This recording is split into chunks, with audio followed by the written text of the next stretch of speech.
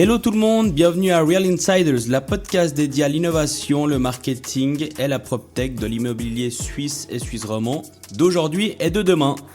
L'ambition de cette podcast est de proposer du contenu à haute valeur ajoutée en liaison avec l'actualité immobilière et porté par des Real Insiders, donc des experts qui partageront leur expérience et savoir-faire.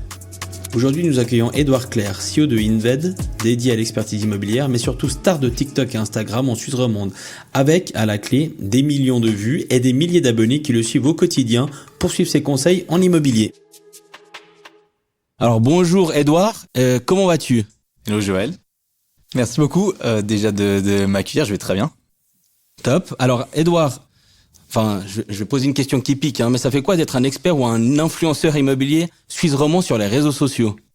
Alors je sais pas si je peux me catégoriser d'influenceur encore pour le moment, mais effectivement je pense, alors ce que j'ai réalisé en 4 mois là, c'est que c'est un contenu qui manquait effectivement à la Suisse romande et les gens sont très contents, donc j'ai eu un bon accueil, ouais. Ok, génial. Et avant de nous lancer vraiment dans le vif du sujet, parce que c'est vraiment là où nous attendent nos auditeurs, revenons un petit peu sur toi. Donc, est-ce que tu pourrais déjà décrire un peu ton parcours et finalement ce que tu fais aujourd'hui ? Ouais, absolument. Ouais. Alors moi, j'ai commencé en fait, j'étudiais le génie électrique à Yverdon, à la HEIG. Et puis en fait, j'aimais beaucoup l'école, mais j'étais pas convaincu par ce qui m'attendait après. Ouais. Et donc, bosser dans une usine pour Alpiq, ça m'excitait pas trop. Et du coup, après, j'ai entre la première et la deuxième année, j'ai eu une opportunité de faire un stage dans le courtage en résidence secondaire, surtout courtage immobilier. Et puis j'ai complètement accroché. En 24 heures, je savais que c'était ça qu'il me fallait. Et du coup, après, j'ai fait ça tout l'été pendant une vacance. Puis avant de recommencer la deuxième, j'ai repoussé d'une année la deuxième. J'ai appelé le coach, j'ai dit désolé, mais il faut que je teste un truc là. Et trop bien. Donc après, je me suis lancé à 100% dans l'immobilier et j'ai fait toutes les formations possibles jusqu'au brevet d'expert que j'ai terminé en juin. Ok, génial. Et alors t'as un peu teasé le truc, mais d'où vient l'idée à la base ? Et puis surtout, quel était ton objectif, notamment aussi sur les réseaux sociaux ? Alors, sur les réseaux sociaux, je savais que j'allais faire des vidéos tôt ou tard. J'ai acheté ma caméra il y a 4 ans et j'ai commencé à faire des vidéos il y a 4 mois. Et donc, je savais que ça allait arriver, mais il fallait que je sois serein avec moi-même. C'est-à-dire qu'il fallait que je donne des conseils ou des informations que je savais qui étaient justes. Et puis, donc, il fallait que j'ai ma qualification, quoi, en fait, pour être serein avec moi-même avant de poster, quoi. Ok. Parce que vous vous exposez aux critiques, évidemment, quand vous commencez à poster. Toujours, ouais. Donc, dès que j'ai fini mon brevet, j'ai fini en juin et j'ai commencé à poster en juillet. D'accord. Et puis Inved, du coup, tu l'as lancé quand ? En juillet, pareil. En même temps que les réseaux sociaux, j'ai tout lancé en juillet. Ok, génial. Donc Inved, expertise immobilière, c'est bien. Exactement, ça. expertise immobilière, conseil, ouais. Suisse romande ou destiné au Valais ? J'ai vu que tu étais placé dans le Valais. Non, Suisse romande alors. Suisse romande, ok. Suisse romande. Et puis, alors c'est une question, mais on va la faire courte parce que là, le but c'est de teaser un petit peu aussi le truc. C'est est-ce que ça génère du business ou pas ? Les réseaux sociaux, ouais, ça génère du business. Ouais, okay. Je pense que là, c'est que le début. En 4 mois, ça a commencé, mais c'est que le début. Top. Ça, on pourra aller dans le détail par la suite. Ouais. Avant de parler des autres réseaux sociaux, c'est surtout celui-là qui m'intéresse à moi et je pense à nos auditeurs, c'est TikTok. Pourquoi TikTok ? Alors, ce qui est très intéressant, c'est que j'ai lancé TikTok, Instagram et YouTube en même temps. D'accord. Donc, comme ça, j'ai lancé. Alors, c'est des vidéos qui sont des courts formats, ça s'appelle des shorts sur YouTube, des reels sur Instagram. Et donc, c'est des vidéos qui sont normalement pertinentes, qui donnent une seule information, mais pertinente et rapidement, qui durent entre 8 secondes et 1 minute 30, grosso modo. Et donc, j'ai posté sur TikTok, Instagram et YouTube à la fois. Et puis voilà, TikTok, ce qui est impressionnant, c'est la force de l'algorithme, ouais. Le pouvoir qu'il a, quoi. C'est un algorithme, sauf erreur inversée par rapport aux autres. Il diffuse le contenu, et puis dis-moi si je me trompe, mais si le taux d'engagement est très bon, en fait, il la diffuse encore plus loin. Alors que les autres, l'algorithme, il est inversé de ce que j'avais compris. Exactement, c'est à peu près ça. Ouais, l'algorithme, il est incroyable dans le sens où il est basé sur l'intérêt des gens et pas sur la communauté des gens en place. Donc, c'est pour ça que ça pousse les gens à faire du contenu de qualité parce que l'algorithme envoie la vidéo. Effectivement, il teste sur une petite audience. Si la petite audience réagit bien, il teste sur une plus grosse audience et ensuite, c'est comme ça que la vidéo est poussée. Elle fait boule de neige, quoi. Ah, exactement, c'est boule de neige. Donc, vous avez des comptes à 3 millions d'abonnés qui ont des vidéos qui font 1000 vues. Et qui ont des vidéos qui font 3 millions de vues. C'est génial. Voilà. Et aujourd'hui, Edouard, ça ressemble à quoi pour toi une journée normale ? Honnêtement, pour le moment, j'ai pas de journée normale. Okay. C'est trop récent pour moi encore. Alors j'ai beaucoup de chance parce que grâce à ces réseaux sociaux, j'ai beaucoup de contacts maintenant avec des professionnels de l'immobilier aussi, qui m'ont beaucoup vu sur les réseaux. Et donc pas mal de rendez-vous, mais les expertises se développent beaucoup. Donc le business commence à arriver à se développer. Voilà, ça commence à prendre, donc c'est bien. Mais là, pour le moment, mes journées, c'est un peu chaotique. Ok. Et à boire et à manger, quoi. Ouais. Et puis, dans le cadre de ton travail, quelle place occupent forcément les réseaux sociaux? Là, beaucoup de temps. Je poste entre 2 et 3 fois par jour. Donc c'est beaucoup de travail. Mais grosso modo, je documente un peu ce que je fais. Donc je passe pas du temps à créer du contenu. Je documente ce que je fais. Puis ensuite, je fais du montage, je coupe en petites vidéos. Et puis le montage, je l'ai outsourcé maintenant. C'est pas moi qui m'en occupe. C'était aussi une question qui viendra par la suite, mais exact. je pense que ça prend beaucoup de temps. Hein. Exactement, ça prend énormément de temps, d'énergie et d'argent, mais je le vois comme un véritable investissement au final. D'accord. Et puis, alors on va aller réseau social par réseau social, mais en gros, TikTok, en termes d'audience, ça représente quoi pour nos auditeurs? Je sais que tu as passé, il y a pas si longtemps que ça, le cap des 20 000 abonnés, notamment sur TikTok, 12 000 sur Instagram en très peu de temps.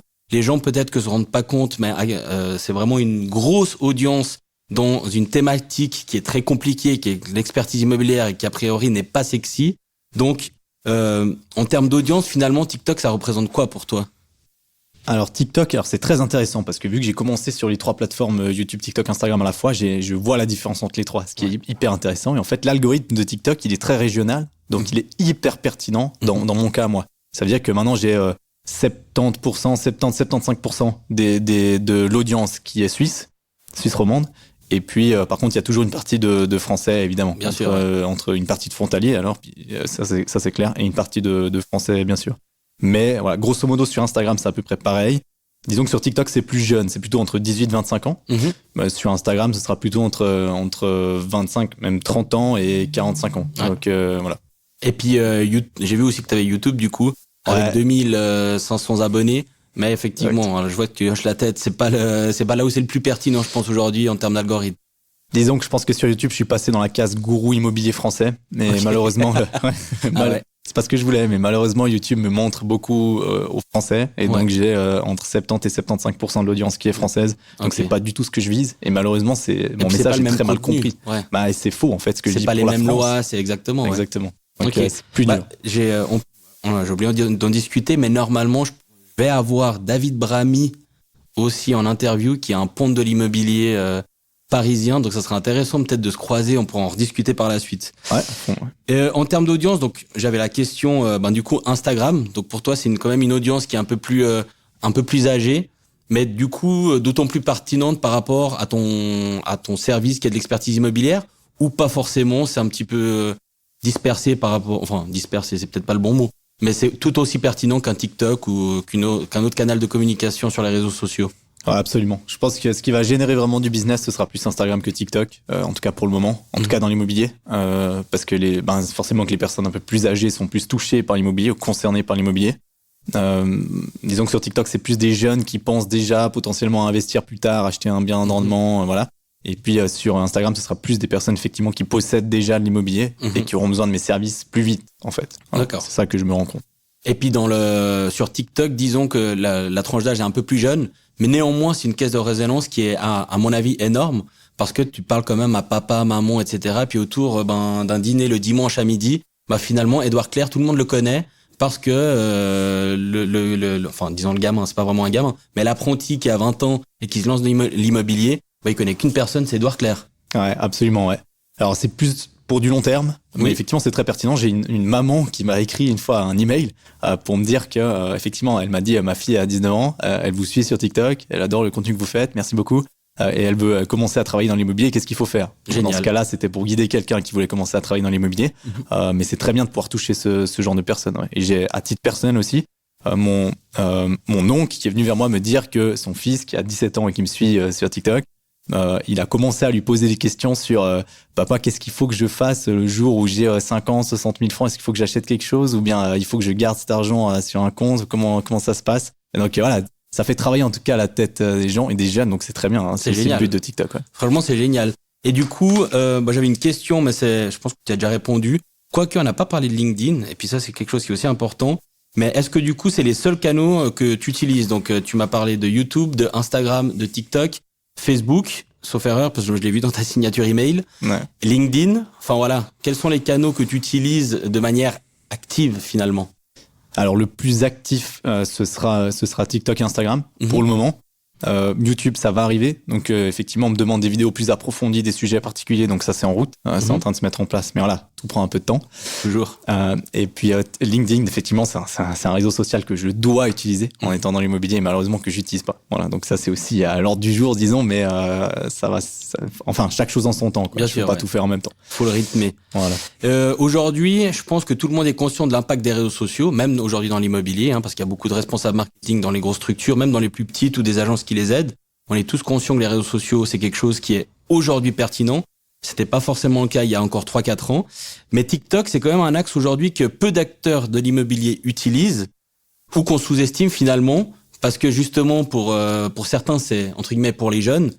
T'en penses quoi de ce constat-là? Est-ce que tu penses que c'est juste ou bien que c'est pas forcément la réalité aujourd'hui?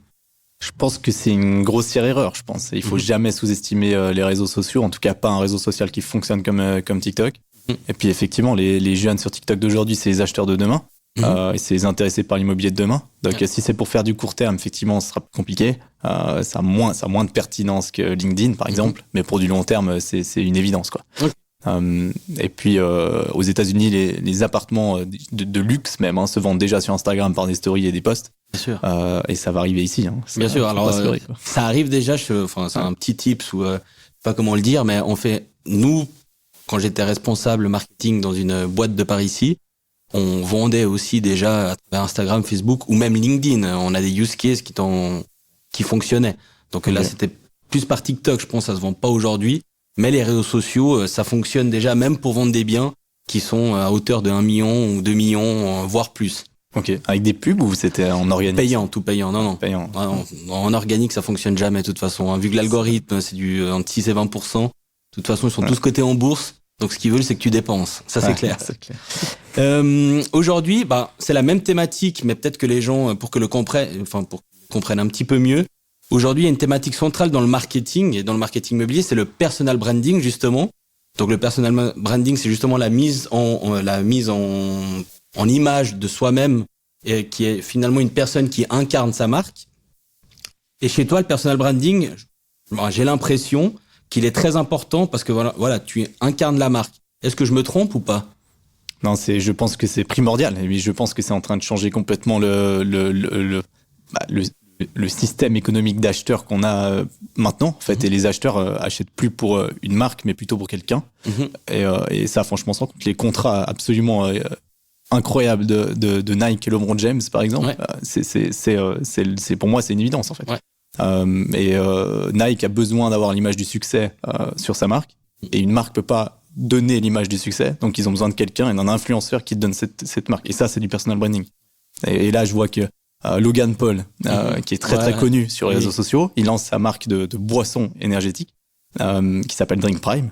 Et puis en 6 mois, il est en train d'écraser Gatorade, alors qu'on parle juste d'un mec qui n'a rien à voir avec la boisson. Et ça, je pense qu'il y a un changement, il y a un virage aussi en termes de communication.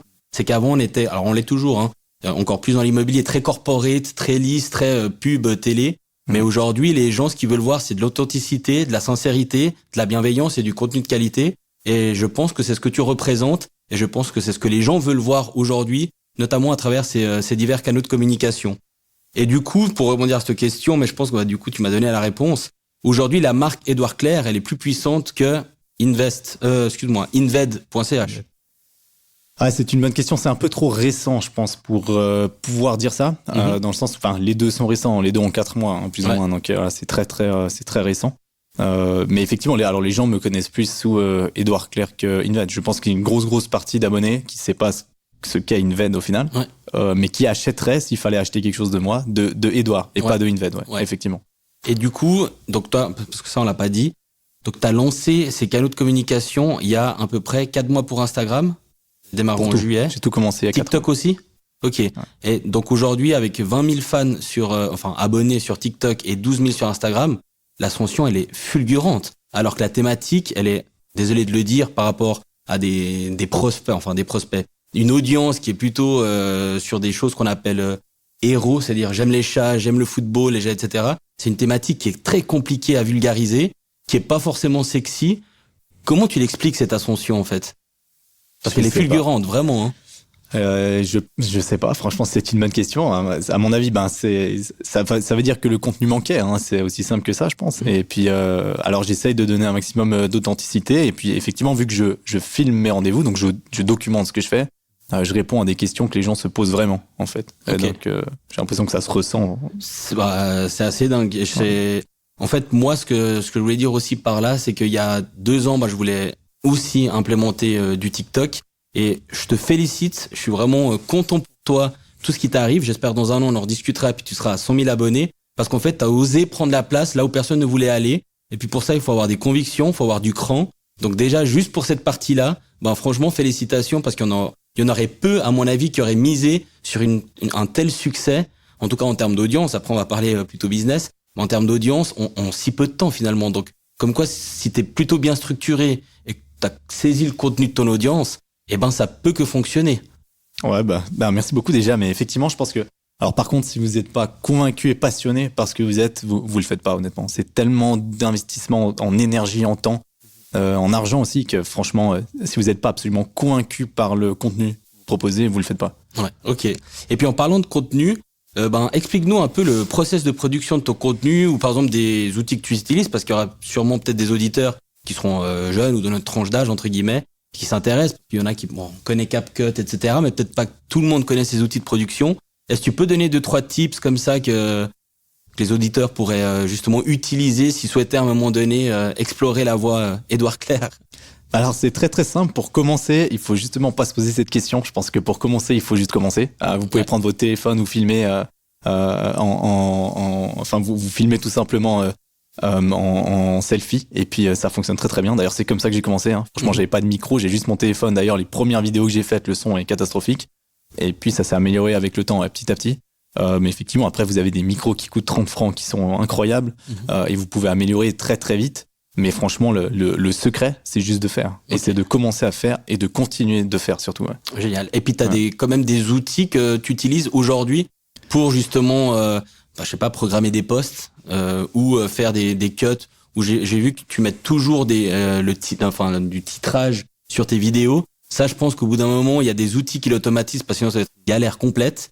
Ça, t'as 1 ou 2 tips à nous donner, ou pas, ou ça reste un secret professionnel? Non, c'est pas du tout un secret. Alors, ça se trouve partout, ces informations. C'est pas moi qui m'occupe du montage des vidéos parce que j'avais pas le temps. Mais moi, effectivement, j'ai commencé avec vid.io. C'est une application qui permet de faire ça en ligne. Et ça coûte pas cher. Ça doit être 100 francs par année pour pour pouvoir l'utiliser vraiment de manière professionnelle et souvent. Et puis, c'est très pertinent. Par contre, toujours la même problématique dans ce type de logiciel, c'est que c'est très très bien fait pour les anglophones, mais malheureusement en français, les sous-titres automatiques, ça reste une catastrophe. Donc oui, ça prend énormément de temps. Et c'est pour ça que je pense que ça doit être sous-traité assez rapidement, le montage, parce que c'est chronophage quand même. Surtout à 2-3 vidéos par jour. Ok. Justement, tu rebondis à la question suivante. Quel est ton rythme de diffusion finalement? Voilà, alors sur TikTok, c'est 2-3 vidéos par jour, un live par semaine. Sur Instagram, c'est 1 à 2 reels par jour et puis un live par semaine. Et sur YouTube, c'est 2 shorts par jour. Ok. Voilà. Et t'as des recommandations par rapport à l'heure de diffusion, où il y a peu d'impact par rapport à ton audience? Il y a peu d'impact. Ce que j'ai essayé, franchement, il y a peu d'impact. Il y a un peu moins de visiteurs le week-end. C'est tout ce que j'ai remarqué. Ouais. Ok. Et du coup, vu ton rythme de diffusion, alors c'est peut-être une question qui pique ou pas, mais c'est du coup, tu privilégies la quantité ou la qualité ou les deux? Très bonne question. Je sais ce que tu vas répondre, mais alors vu la quantité de vidéos que tu produis, je pense qu'au bout d'un moment, ça devient mécanique. Donc, est-ce que des fois, la qualité, elle empathie pas sur la quantité finalement? Ouais, c'est compliqué de garder les deux. Je pense que le plus important, c'est la qualité, effectivement, et surtout la pertinence du contenu, plus que la qualité visuelle du micro ou de quoi que ce soit. Les vidéos les plus avec le plus de vues que j'ai faites, c'est des vidéos, franchement, qui sont assez éclatées, hein, ouais. Okay. Et pendant longtemps, j'ai un monteur qui m'envoyait les vidéos par WhatsApp. Parce que c'est la seule solution qu'on avait. Et les vidéos par WhatsApp, je pense que tu sais, elles sont hyper compressées, elles sont dégueulasses et pixelisées. Clairement. Et puis c'est les vidéos qui ont fait le plus de vues jusqu'à maintenant. Okay. Donc pour moi, ça veut rien dire. C'est la qualité du contenu surtout qui est donnée. C'est du 90%, 10% en fait. Évidemment que si l'image est parfaite, ça améliore un petit peu le nombre de vues et l'intérêt, mais peu par rapport à... Et puis je pense que pour avoir de la qualité, donc c'est plus important la qualité du contenu, Mais pour avoir de la qualité, il faut faire de la quantité. À mon avis, il n'y a pas d'autre choix en fait. Les deux vont ensemble. Ok, c'est de pair. Ouais. Pour rebondir à ça, je sais pas si tu l'as lu, mais en fait, il y a un livre qui s'appelle La civilisation du poisson rouge par Bruno Patino, qui explique en fait que le temps de concentration de la génération des millennials, c'est celle qui a grandi avec les écrans connectés, serait de 9 secondes. Donc les millennials, ils passent 9 secondes après, en gros, ils ont plus d'attention. Et puis, en fait, en gros, en tout cas dans ce livre, on le lit, ils sont incapables d'attendre ou de réfléchir parce qu'ils sont noyés dans des océans de messages sous le contrôle, entre guillemets, des algorithmes. Et ce qui est finalement, à mon avis, en partie en réalité, en tout cas moi je le vois dans mon job et je pense que toi encore plus, c'est aussi pour ça, à mon avis, que tu cartonnes, entre guillemets, sur TikTok. C'est que tu produis beaucoup de contenu et puis qu'il faut s'adapter à ces comportements. Qu'est-ce que t'en penses, toi, par rapport à ça? Je pense que c'est très très juste. J'ai pas lu ce livre, mais il doit être très pertinent. En fait, à mon avis, et ce que j'ai remarqué dans le contenu que je produis, et puis la règle en fait des TikTokers, c'est que effectivement, je pense que la catégorie la génération des baby boomers, ils étaient habitués à voir des films assez longs, 1 heure, 1 heure et demie, 2 heures sans problème. Je pense que notre génération, on est passé des films de 1 heure plutôt à des vidéos de 10 minutes, 15 minutes sur YouTube. Et maintenant, on est vraiment passé de 10 minutes à 10 secondes. Et ça, c'est vraiment, et c'est hyper représentatif sur TikTok. La règle des vidéos TikTok, c'est que si après 3 secondes, vous n'avez pas une rétention d'audience de plus de 60%, ça veut dire 60% de l'audience qui a commencé à regarder la vidéo, qui est encore là après 3 secondes, votre vidéo, elle va pas faire de vues. Okay. Et puis, si vous avez 60%, exactement, l'algorithme va pas la pousser. Si vous avez 60%, l'algorithme va la pousser. Et puis, votre vidéo marche. Et j'ai testé moi-même sur les analytics que j'ai sur mes comptes, et c'est exactement ça, quoi. Okay. C'est hallucinant. Donc, vous avez 3 secondes, en fait, pour votre vidéo les regarder. Mais c'est assez dingue parce que du coup, par rapport à ça, ces gens consomment tellement d'informations, TikTok, Instagram, que tu veux, que, à mon avis, pour les capter aussi et puis en faire un modèle d'affaires, tu dois les capter tout de suite parce que sinon il va passer un autre TikTok où il y aura un deuxième Édouard Claire et puis si cet autre Édouard Claire répond plus vite que toi, t'as perdu la chance de le captiver et d'en faire un lead ou une conversion. Est-ce que ça c'est une réalité que tu vis? C'est aussi la question d'après où on va parler des lives, mais est-ce que c'est une réalité finalement pour toi? 100%. Et c'est beaucoup plus compliqué à convertir quelqu'un qui regarde une vidéo de 40 secondes ou de 30 secondes que quelqu'un qui regarde une vidéo de 30 minutes, évidemment. Donc je pense que ça va de pair en fait. Le contenu long format et le contenu court format, ils vont ensemble. Dans le sens où vous captez l'attention des gens sur du court format pour qu'ensuite ils soient intéressés par ce que vous faites et qu'ils aillent consommer votre contenu de long format, effectivement. Okay. D'où l'évolution de ce que je propose maintenant. Et d'où l'idée de faire un podcast et puis prolonger la durée des formats, faire des vidéos YouTube plus long format. Voilà, effectivement. Prolonger l'expérience du prolonger l'expérience, exactement. L'auditeur. Ouais, absolument. Après, je pense aussi que je fais beaucoup de live du coup, au moins 2 par semaine. Alors j'allais rebondir sur ça justement. Est-ce que ça marche et puis est-ce que ta communauté est friande de ça ou pas? Ouais, 100%. Je pense que le live c'est extraordinaire. On m'a dit, il y a quelqu'un qui m'a dit, qui est plutôt en recherche d'abonnés, qui m'a dit, franchement, faut arrêter avec les lives, ça sert à rien. Effectivement, si vous cherchez à choper des abonnés sur les plateformes comme TikTok, Instagram, des lives, ça sert à rien. Vous avez gagné 2 abonnés en 2 heures de live. C'est pas très intéressant. Peut-être un peu plus, mais c'est pas très intéressant. Mais par contre, vous vous connectez vraiment avec l'audience. Ouais. Et puis c'est là où il y a des gens, moi j'ai des personnes qui regardent mes lives, j'avertis que je fais les lives et ils les regardent je fais 2 heures de live, ils regardent 1h50 de live. C'est là où tu casses la barrière et puis il y a l'humain qui rentre en compte, où t'as l'impression vraiment de parler à ton conseiller, entre guillemets, quoi. Exactement, ouais. Chose que tu peux pas faire à travers un site internet où il y a une vidéo YouTube où en fait tu vois quand même que ça reste de la communication. Là, t'es vraiment dans un rapport sincère, authentique et humain. Et puis justement avec du contenu, entre guillemets, de qualité. C'est comme si je bois un verre avec eux et que je deviens un peu pote avec eux, en fait. Ouais. Après, ils me posent des questions sur moi, sur ma vie et pas forcément que l'immobilier. Ouais. Et c'est comme ça qu'ils apprennent à me connaître. Ouais. Et puis c'est pour ça que, au final, ça marche. Voilà. Et est-ce que justement, t'arrives à en convertir certains? Parmi toutes ces audiences, est-ce que ça te génère un petit peu du business derrière quand même? Ouais, parce que les gens veulent savoir. Je pense les gens du milieu de l'immobilier, vu que c'est une podcast dédiée à l'immobilier, je pense que c'est des choses qui sont importantes pour les gens qui nous écoutent. Exact, ouais. Alors j'ai commencé à faire du contenu en me disant je fais ça pendant 10 ans, si se passe rien en 10 ans j'arrête. Là on est après 4 mois donc je me pose pas vraiment cette question en fait. Ouais. C'est plutôt un investissement à long terme. Mais effectivement je commence à avoir les premiers résultats maintenant dans le sens où je fais quelques expertises.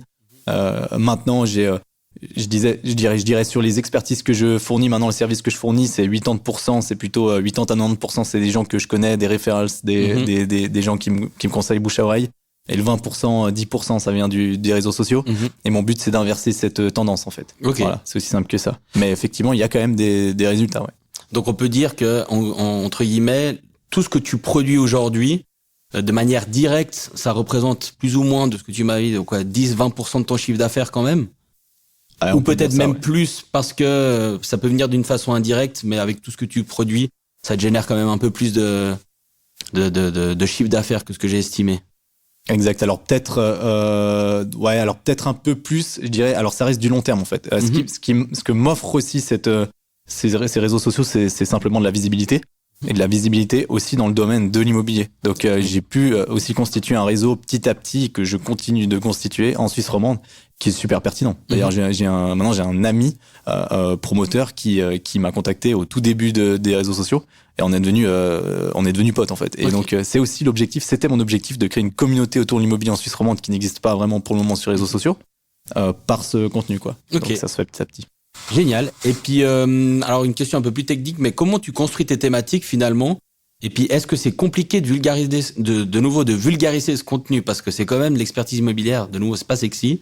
Même des fois, pour moi, enfin, même souvent, c'est du chinois. Quand on parle de méthode DCF, etc., etc. Donc, comment tu t'y prends pour vulgariser tout ça? Ouais. Alors typiquement la méthode DCF et toutes les parties vraiment techniques, je le garde plutôt pour le live. Parce que le live, les gens qui vont regarder 1h30 du live, ils sont vraiment intéressés par l'immobilier, par ce que je fais. Et eux vont s'intéresser. Mais sur une vidéo qui dure 30 secondes sur TikTok, effectivement, si vous commencez par dire DCF dans les 3 premières secondes, vous faites 0 vues. C'est foutu. Donc effectivement. Par contre, de vulgariser le domaine, c'est pas si compliqué que ça. Et vu que je filme des rendez-vous que j'ai vraiment, je réponds à des questions pertinentes que les gens se posent vraiment. Et puis, je réponds de la manière la plus simple possible pour que ce soit clair pour elles. Et ensuite, c'est comme ça que je le retranscris sur les réseaux sociaux. Ok. Voilà. Génial. Et puis, tout le contenu que tu produis, il est organique ou t'as fait du contenu sponsorisé? Pour le moment, c'est 100% organique. J'ai fait un tout petit peu de sponsorisé au tout début pour faire comprendre à l'algorithme que j'étais suisse et pas français. Okay. Mais en fait, j'en avais pas eu besoin. En fait, au final, sur Instagram et TikTok, l'algorithme a très vite compris. J'ai beaucoup travaillé les hashtags aussi et les descriptions.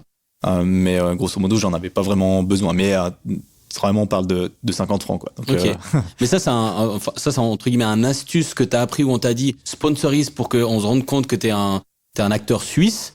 Ou tu l'as fait comme ça un petit peu à l'inspi en te disant je vais sponsoriser puis il va croire que je suis suisse. En fait, je l'ai fait un peu à l'inspi parce que la vidéo que j'ai épinglée où je dis ce que je fais sur mon profil TikTok, elle a très bien marché. Je me suis dit vu que je parle de la Suisse là-dedans, on voit bien que je suis suisse, je la propulse un tout petit peu. Ouais. Et puis en fait, j'aurais pas eu besoin de faire ça. Mais donc il y a pas besoin de faire ça. Mais sinon, grosso modo, le reste, en fait, le 99% du coup des abonnés que j'ai, c'est 100% organique. Ouais. Ok, génial. Et selon toi, quels sont les canaux les plus puissants sur les réseaux sociaux par rapport à l'immobilier? Attention, là, c'est plus par rapport à ton audience, mais par rapport à l'immobilier d'aujourd'hui.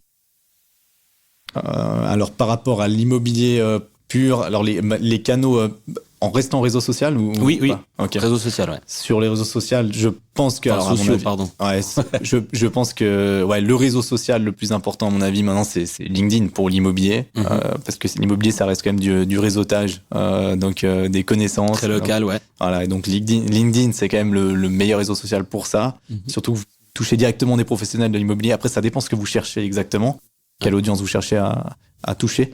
Donc mais ça va évoluer.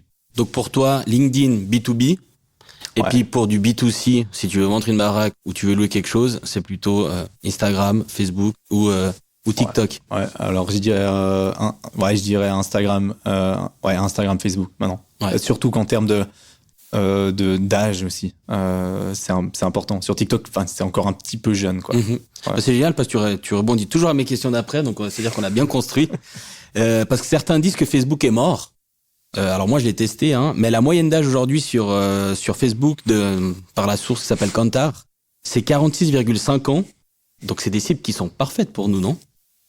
Absolument, ouais. Je pense malheureusement Facebook, je l'utilise pas assez. Je sais que les Facebook Reels ils sont en train de se développer aux États-Unis, c'est très c'est en vogue maintenant. Mais alors je le poste automatiquement, mais je sais pas l'utiliser. Et franchement, je suis en train de louper quelque chose sans utiliser Facebook, mais de nouveau on peut pas tout faire à la fois. C'est clair. Et voilà, comme j'ai un peu choisi mon camp, quoi. Ouais. Bon après là je vous donne un tips aussi, mais sur Facebook, Aujourd'hui, si tu payes pas, de toute façon, t'es pas plus propulsé que ça. Même s'ils ont un format Reels, c'est très compliqué d'y aller. Donc, si tu fais pas du contenu sponsorisé, en tout cas pour l'immobilier, autant te dire que tu touches personne. Donc, je pense pas que c'est la même stratégie que sur un TikTok ou Instagram, où là, on est sur du contenu visuel. Facebook, c'est plus le 20 minutes de ce qui te plaît. C'est devenu le 20 minutes des gens de 40, 50 ans qui regardent des choses qui leur plaisent. Donc voilà, c'est pas tout à fait identique. Mais si tu te lances là et que t'arrives à cartonner, je pense que déjà chapeau. Et puis je pense que c'est là où tu auras le plus gros chiffre d'affaires, parce que c'est des gens qui ont un fort pouvoir d'achat, et c'est là où ils se posent les bonnes questions. Est-ce que je vends? Est-ce qu'il y a des droits de succession, etc., etc., etc. Exact. Ouais, certainement. Et comme tu dis, du coup, le format est complètement différent. C'est un peu moins de vidéos, peut-être un peu plus de photos ou d'articles. Et voilà, moi, c'est ce que je sais pas faire au final. Voilà, c'est pour ça que LinkedIn, je l'utilise pas vraiment. Moi, ce qui me convient vraiment et ce que j'aime, c'est la vidéo, quoi. Ouais. Donc, faut choisir ses batailles, quoi. Focus sur la vidéo, ouais. Génial. Et puis, est-ce que finalement, c'était un game changer pour toi? Est-ce que ça t'a ouvert des portes en un? Et puis finalement, et en plus, on répond à la chose. Donc, ça fait 4 mois que t'as lancé tout ça. La podcast sortira, je pense, d'ici quelques semaines. Mais néanmoins, c'est toujours pareil. Est-ce que ça a été un game changer? Puis voilà, est-ce que ça t'a ouvert des portes? Ça m'a donné beaucoup de visibilité et de crédibilité. Ça développe mon réseau en Suisse romande, ouais. Et puis, oui, pour le moment, ça m'a ouvert quelques portes. Je dirais qu'après 4 mois, on peut pas s'attendre à non plus à changer complètement le monde.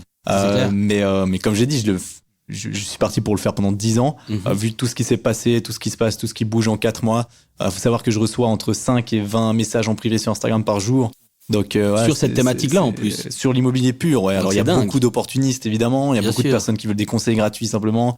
Mais sur la quantité, il y a des CEO de grosses boîtes immobilières, il y a des gens qui sont très intéressés par ce que je fais et qui travaillent dans l'immobilier. Et ça me donne des contacts qui sont incroyables, ouais. Génial. Donc, en fait, si je traduis ça, c'est un peu un accélérateur de carrière, mine de rien. Ouais, absolument. Et ça me pousse aussi à toujours apprendre et challenger ce que je dis. Parce que j'ai de plus en plus d'abonnés qui effectivement sont intéressés par l'immobilier, qui me posent des questions pertinentes à laquelle j'ai pas forcément la réponse, quoi. Ça dépend des questions.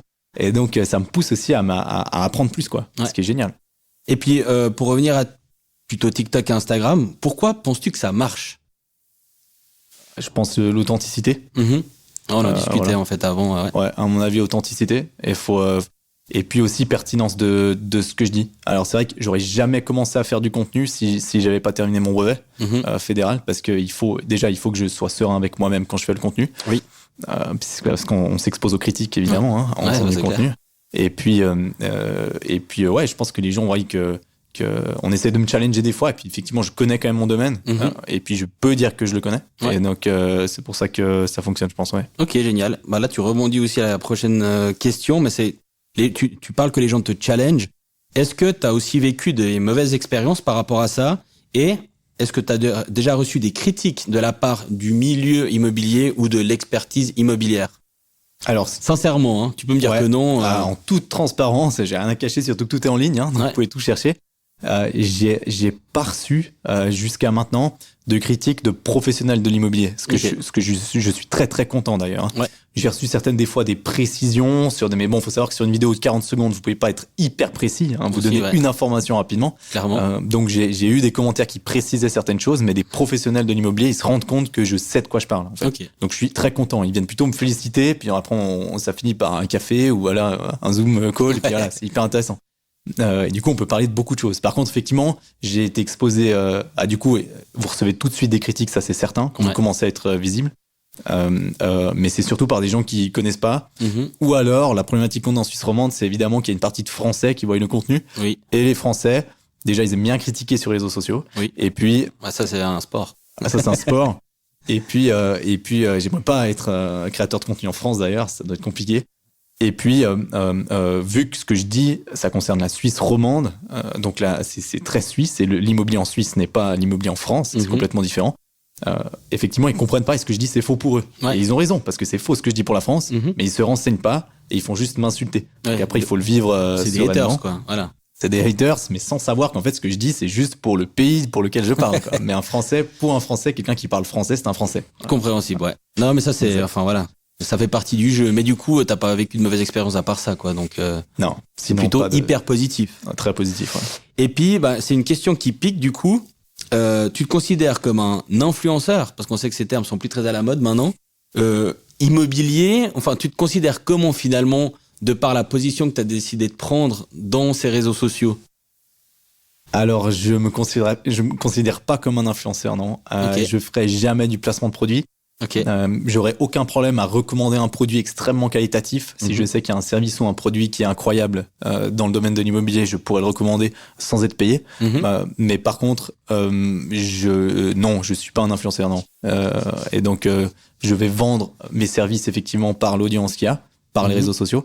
Mais par contre, mon but, c'est pas non de vendre des troisième piliers en faisant des stories Instagram, non. Ok, génial. Bon, on sait jamais, hein. Ça peut toujours changer. Non.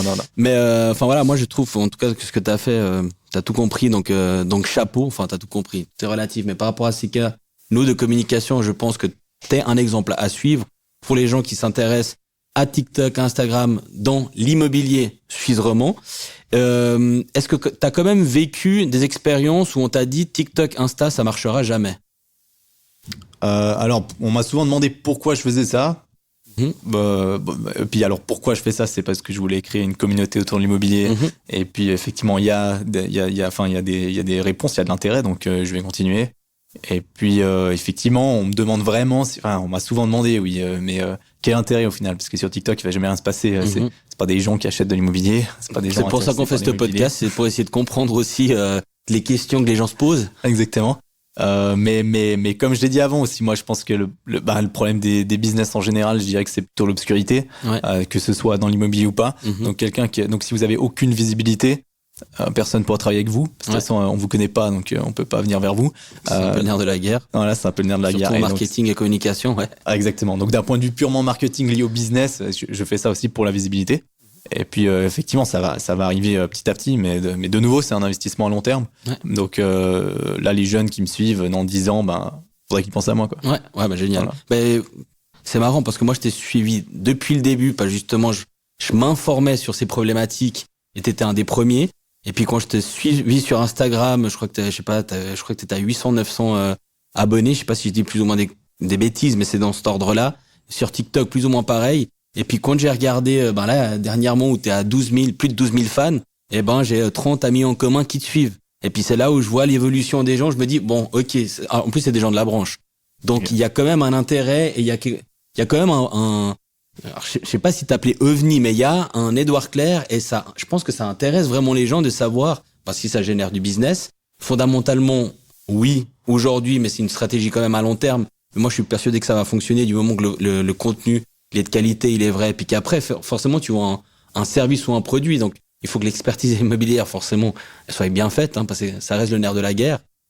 Mais je suis persuadé que ça va bien fonctionner. Et par rapport à ça, j'ai aussi l'impression, alors tu me diras ce que t'en penses, mais qu'il y a une nouvelle génération immobilière qui émerge avec justement des nouveaux outils et surtout qui comprennent les nouvelles générations et leur façon d'interagir. On parlait justement sur le taux d'attention de ces millennials ou des jeunes qui justement sont submergés par des messages. Toi, t'en penses quoi? Tu penses qu'il y a une nouvelle génération immobilière ou tu penses juste que c'est des gens comme toi de 24 ans qui s'adaptent juste aux tendances et aux canaux de communication adaptés à aujourd'hui, quoi, finalement?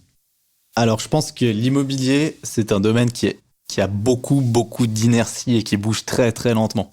Et en fait, quand même, les gros acteurs très connus maintenant, c'est des baby-boomers, grosso modo, dans l'immobilier. Donc, mais ça va changer. Puis effectivement, notre génération à nous, on va vraiment acheter un appartement en voyant une story sur Instagram de quelqu'un qu'on connaît, qu'on aime bien, quoi. Et donc, ça va arriver. C'est juste une question de temps.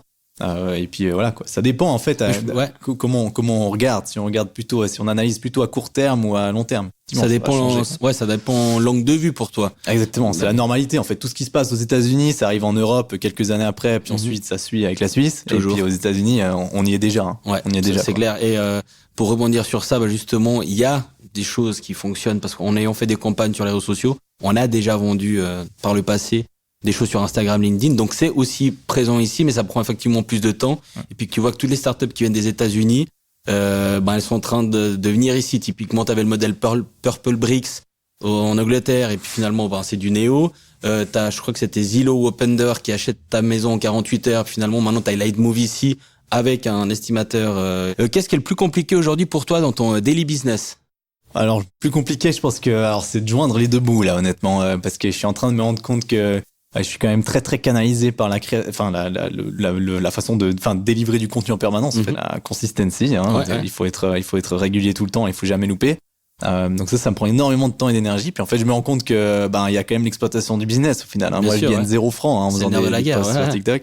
Donc voilà, c'est pour ça qu'il y a là maintenant il y a une réorganisation complète que je vais mettre en place là pour 2023. Okay. Donc c'est des nouveaux locaux, c'est engager du monde et puis c'est s'agrandir un peu puis voilà, continuer à délivrer du contenu de qualité. Exactement.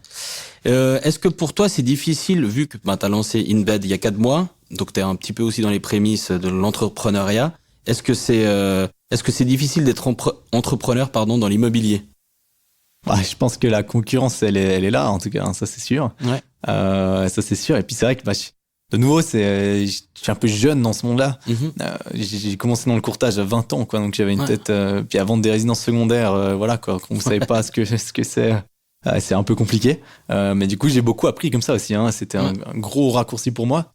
Et puis maintenant ça va. Justement j'essaie aussi de me créer une crédibilité par les réseaux sociaux, justement parce que je suis un peu jeune là-dedans. Okay. Donc voilà. Il y avait une question qui était comment te démarquer dans un marché concurrentiel. Bon, je crois que là, podcast en tant que tel répond à tout ça. C'est à travers les réseaux sociaux, et notamment TikTok et Instagram. Pour toi, quelle est la place du marketing aujourd'hui dans ton entreprise? Pour moi, le marketing, là, pour le moment, c'est à peu près le 100%. Hein. Okay, donc, je fais que ça. Ouais. Je suis très, très concentré là-dessus. Et puis, je pense que c'est aussi le nerf de la guerre. Hein. Je pense que c'est extrêmement important. Et puis, le personal branding, au final, c'est ça. Hein. Ok. Ouais, c'est des stratégies qui sont différentes. On sait que dans certains secteurs de l'immobilier, le marketing est considéré comme un support et puis qu'on est dédié à faire des brochures promotionnelles, alors que le marketing pourrait être pilote et générer finalement du chiffre d'affaires. Et c'est ce que tu es aussi en train de prouver à travers ça, ou d'autres startups qui ont démarré avec une approche plutôt marketing mais qui fonctionne aussi. Et puis qu'il y a pas de dualité entre ça, c'est juste qu'à mon avis, certaines branches de l'immobilier devraient un peu plus intégrer le marketing plutôt que les considérer uniquement comme du support et puis qu'on ait des graphistes qui faisant des brochures promotionnelles. Je pense que une société qui a très très bien compris ça, c'est Néo, hein. Aussi simple que ça. Donc Néo, voilà, c'est un peu c'est très critiqué dans le milieu de l'immobilier par les professionnels de l'immobilier, mais il faut leur laisser que d'un point de vue marketing, ils ont écrasé à peu près tout le monde. Hein. Franchement, tout le monde connaît Néo. Ouais. Tout le monde, tous les Suisses connaissent Néo. Ils ont mis en place un joli plan de communication pour ça, et je pense qu'ils ont effectivement bien su saisir prendre une place comme toi en fait finalement dans le marché où tout le monde vit, mais dans ce marché de niche où les prix sont beaucoup plus bas, ça fait quand même ça a fait son chemin, pardon. Comment vois-tu le rôle du marketing dans l'immobilier? C'est un peu la même question, mais alors je pense que le marketing dans l'immobilier il est très en retard, je dirais. Je pense qu'il galère un peu. À mon avis, effectivement, on parle toujours de ces brochures là, les portails immobiliers. Je pense qu'ils n'ont pas beaucoup changé en beaucoup d'années. Donc à mon avis, il y aura beaucoup de choses à faire et puis beaucoup d'évolution dans les années à venir. Et de nouveau, l'immobilier a beaucoup d'inertie et donc c'est très très lent, quoi. Ouais. Faut que ça bouge un peu plus tant vite. que ce sera l'idée aussi par des baby boomers qui au final sont pas et qui n'ont pas besoin de ça en fait. Tant qu'on n'a pas besoin en fait du marketing, pourquoi on ferait de la pub, quoi. Donc ça va comme c'est maintenant, pourquoi changer hein. Exactement. C'est clair. Et puis comment vois-tu la suite? Toi, tu me parlais en off justement de produits digitaux quand on s'était eu au téléphone il y a quelques semaines maintenant. C'est quoi la suite pour toi finalement?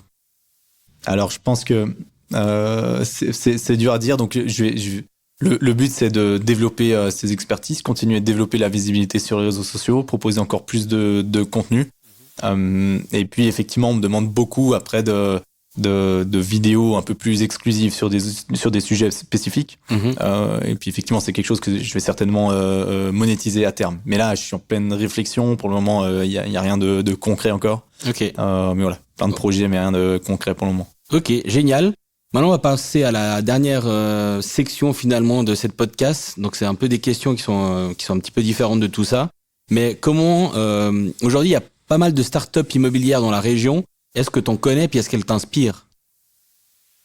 Alors, ouais. Alors, je pense que des startups, donc des proptech purs sur l'immobilier. Par exemple, oui. Ouais. Alors, tu parlais de Néo, Foxstone, à un moment donné, Real Advisor. Enfin, il y en a pas mal maintenant qui sont en train d'émerger. Taillot, pour ne parler que d'eux. Est-ce que tu les connais ou est-ce qu'elles t'inspirent? Mais tu peux aussi dire non, hein, ça c'est. Alors ouais, bien sûr. Puis je les connais. Non, je trouve assez impressionnant ce monde des startups et surtout dans la PropTech. Et puis c'est en train de se développer à vitesse grand V, ça c'est clair, hein, partout, mais partout sur Terre, pas forcément qu'en Suisse. Et puis effectivement, alors par les réseaux sociaux aussi, j'ai plusieurs personnes qui m'ont contacté qui travaillent dans la PropTech, parce qu'effectivement ils sont peut-être plus connectés. Oui. C'est plus des jeunes. Forcément, ouais. Et du coup ils me suivent plus facilement. Ouais. Donc effectivement, j'ai eu quelques contacts aussi avec des PropTech suisses romandes. Et ouais, c'est un monde passionnant. Ok. Franchement. Génial. Et puis justement, moi je parlais de Foxstone. Et puis je parlais de Foxstone avec un client parce que il parlait à un moment donné lors d'un event de tokenisation de l'immobilier. Voilà, les cryptos, les métaverses, etc. Ça te parle, t'y crois? Je crois que j'avais vu un live où justement tu disais que t'étais pas encore très à l'aise avec cette thématique. Est-ce que ça a évolué depuis? Malheureusement, franchement, on peut pas tout faire à la fois. Okay. Et malheureusement, j'ai pas du tout assez appris. Je me suis pas du tout renseigné suffisamment sur le métavers ou sur les NFT. Mais par contre, c'est certain que c'est l'avenir. Ouais. Ça, c'est certain que c'est comme Internet des années 2000. Il y a tout qui s'est craché maintenant, mais c'est pour repartir 1000 fois plus fort. Donc, on parlera que de ça, je pense, dans les 15-20 ans qui arrivent, même peut-être avant. Donc effectivement, je devrais me concentrer là-dessus aussi, mais voilà, on peut pas tout faire. Ouais. Et puis pour rebondir à ça justement, comment tu vois l'immobilier de demain, toi, par rapport à ton business ou par rapport ou même au marketing en tant que tel, hein? Ouais. Alors je pense que alors l'immobilier, ouais, bon, il sera beaucoup plus digitalisé que maintenant, mais je pense par contre que ça va prendre beaucoup de temps à se faire. D'ailleurs, ça n'a pas beaucoup évolué là. Hein. C'est depuis 50 ans, franchement. Hein. Ça change. Il y a les portails immobiliers qui sont arrivés, il y a Internet qui est arrivé, mais je veux dire, ça reste très très lent. Maintenant, le Covid a accéléré aussi la digitalisation quand même dans l'immobilier. C'est vrai. Mais c'est que le début, quoi. Mais franchement, c'est dur à dire jusqu'où ça ira. Parce que les notaires disparaîtront et seront remplacés par des NFT. C'est compliqué à dire. Et là, on parle je pense que nous, on le verra pas, quoi. Ouais. Et selon toi, quel est le trait de personnalité ou la force que tu dois avoir finalement pour exercer dans notre secteur, dans l'immobilier en tant qu'entrepreneur ou sur les réseaux sociaux avec cette thématique immobilière? Alors, je pense que les réseaux sociaux et l'immobilier, ça va bien ensemble. Parce qu'à mon avis, il faut beaucoup de résilience. Et puis de patience, parce que c'est très lent. Ouais. Donc dans les réseaux sociaux aussi, la compétition est très importante, donc c'est assez lent. Et du coup, ça va bien ensemble. Ouais. Je pense que c'est un peu les deux. Et puis dans le cadre justement de ce que tu fais, comment tu peux continuer à apprendre afin de rester au courant finalement de l'actualité, parce que les algorithmes ils changent aussi tous les jours. Comment tu vis ça? Comment tu arrives à t'adapter? Est-ce que tu te documentes? Voilà. Donc purement réseaux sociaux? Oui. Alors là, honnêtement, je suis ce qui se passe aux États-Unis, quoi. J'essaie de m'adapter. Mais donc les changements vont vite, par contre, sur les réseaux sociaux, plus vite que dans l'immobilier. Très vite. Ouais. Et puis il faut savoir s'adapter, c'est clair. Ouais. D'ailleurs, il y a beaucoup d'influenceurs sur Instagram qui sont en galère maintenant, parce qu'ils n'ont pas suivi sur TikTok. Et puis maintenant, c'est dur. Ça commence à switcher, ouais. Et si tu veux prodiguer un conseil professionnel à un jeune qui se lance dans l'immobilier, tu lui dirais quoi? Je dirais qu'il faut se former. C'est primordial. C'est le nerf de la guerre de l'immobilier maintenant, je pense. Et puis on en parle souvent et je pense qu'il y a beaucoup de facettes de l'immobilier, beaucoup de domaines et de professionnels, qui en souffrent aussi parce qu'il y a beaucoup d'images, de mauvaises images des personnes qui travaillent dans l'immobilier. Oui.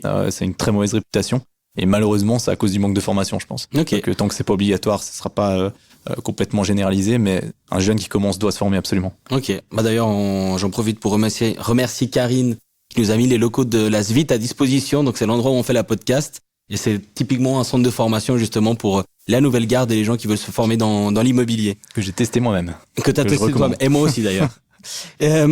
Si tu pouvais prendre un café avec un personnage historique ou fictif, tu choisirais qui?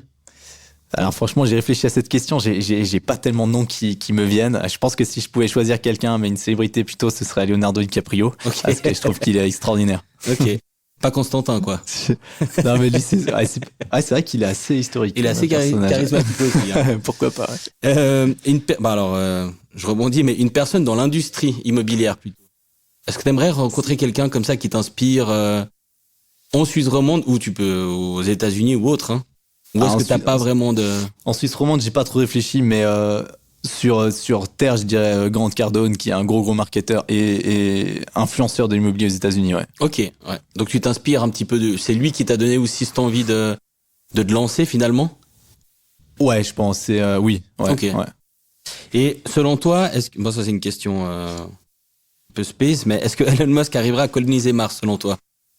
Alors moi, je pense que je pense que la question, c'est pas vraiment si Elon Musk arrivera à coloniser Mars, mais c'est plutôt à quel point est-ce qu'il a bougé il a fait bouger les industries grâce à ce genre de réflexion. Ouais. Il a fait bouger les codes, et les lignes. Ouais.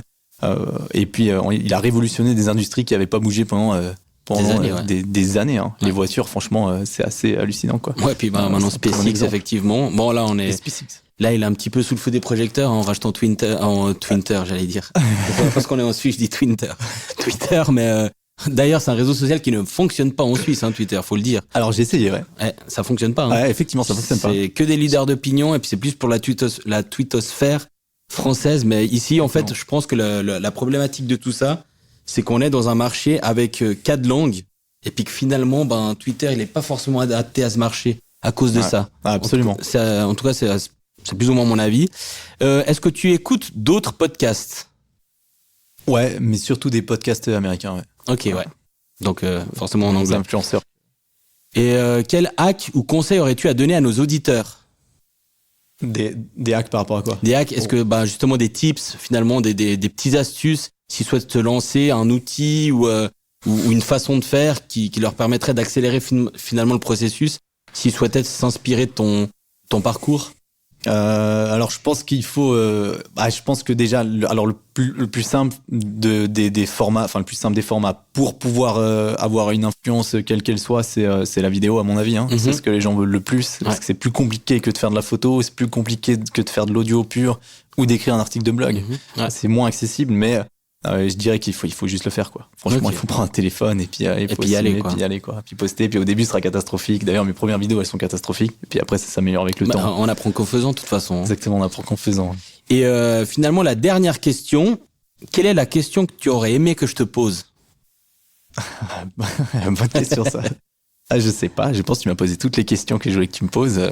Non, c'est. Je l'ai pas. Alors, qu'est-ce que tu souhaiterais que je te souhaite pour la suite? Alors que ça continue de fonctionner et puis que le business que le business se développe bien, quoi. Ok. Bon écoute, merci beaucoup Edouard. Merci et bienvenue dans la communauté Real Insiders. Donc si vous êtes intéressé, n'hésitez pas à nous suivre et puis merci beaucoup Joël. Merci beaucoup.